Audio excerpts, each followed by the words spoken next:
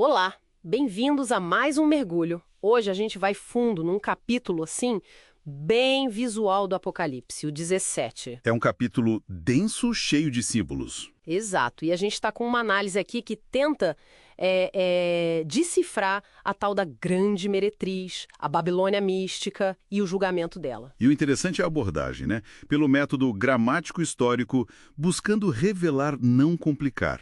Afinal, Apocalipse é revelação. Isso. Nossa missão aqui é tentar decodificar esses símbolos principais. A mulher, a besta, as águas, as cabeças, os chifres, e entender o que significa esse juízo que o texto descreve. Bom, vamos lá então. Ok, vamos desempacotar isso. Começando pela figura central, essa grande meretriz. A descrição é forte, né? Muito forte. Vestida de púrpura, escarlate, cheia de ouro, pedras preciosas, pérolas. E com um cálice na mão. Um cálice de ouro, mas cheio de abominações. E o pior, talvez. O detalhe chocante.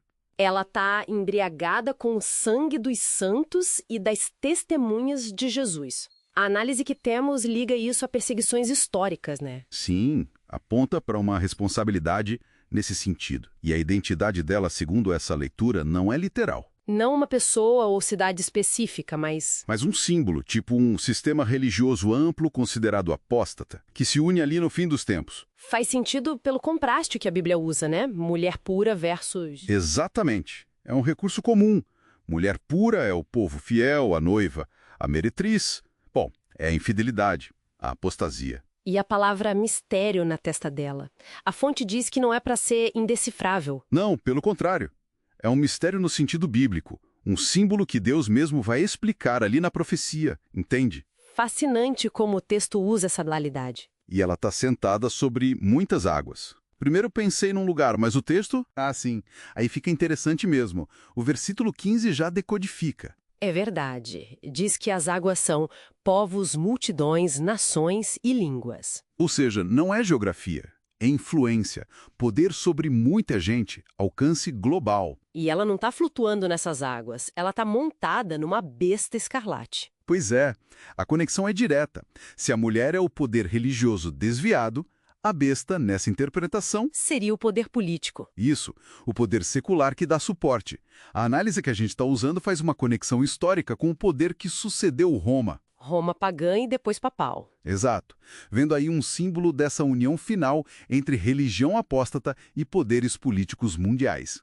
É uma leitura bem específica, claro. E essa besta tem as 7 cabeças. O texto complica um pouco, né? Dá 2 explicações. Sim, o anjo explica. São 7 montes. Alusão clássica a Roma, né? Para muitos, sim.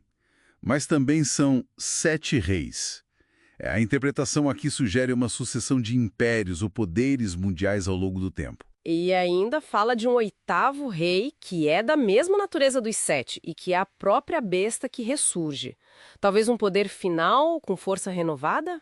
Pode ser. É uma interpretação possível dentro dessa linha. E além das cabeças, tem os 10 chifres. Que também são 10 reis. Ou poderes, né? Que recebem autoridade por pouco tempo, 1 hora, junto com a besta. E a trajetória deles é chave. Primeiro, eles estão unidos com a besta. Fazem guerra contra o Cordeiro, contra Cristo e os fiéis. Uma aliança total, então. Sim, mas aí vem a reviravolta. O texto diz que esses mesmos 10 chifres, junto com a besta, vão odiar a meretriz. Vão se voltar contra ela. Exatamente. Vão deixá-la desolada, nua, vão devorar suas carnes e queimá-la. É uma descrição bem violenta de destruição. Nossa. E isso seria o juízo divino acontecendo. Segundo a análise, sim. Poderes seculares que antes apoiavam o sistema religioso se tornam os instrumentos do juízo sobre ele. Uma ironia, talvez. Entendi. E essa destruição toda, essa queda da Babilônia, acontece quando a análise situa isso? Na 7ª praga. É o clímax, o fim da linha para essa Babilônia simbólica. Tá. Então, juntando tudo isso, qual o significado maior que a fonte aponta? Para quem entender tudo isso? Bom, a análise coloca isso dentro do quadro maior do grande conflito, a luta cósmica entre Cristo e Satanás. Aquele conflito sobre a lei de Deus, a marca da besta? Isso, Apocalipse 17 seria um aprofundamento da segunda mensagem angélica, lá de Apocalipse 14. Caiu, caiu a Babilônia. Ah, explicando por que caiu e quem ela é para justificar o chamado para sair dela. Exato. O ponto central seria o discernimento. Entender o engano para poder se manter fiel antes que esses juízos finais aconteçam. Ok, então, resumindo o nosso mergulho de hoje, baseado nessa análise. Apocalipse 17 não fala de uma cidade literal, mas dessa Babilônia mística como uma união global de poderes religiosos e políticos contra Deus. Uma aliança responsável por perseguição e que recebe seu julgamento no fim, executado, ironicamente, por alguns de seus antigos parceiros políticos. Visto como um ato de justiça divina. Exatamente. E fica uma provocação para pensar, né? Essa virada dos 10 chifres. Aquela mudança radical de aliança para destruição? Pois é. A fonte descreve poderes políticos se voltando violentamente contra um sistema religioso que antes apoiavam, como parte do juízo.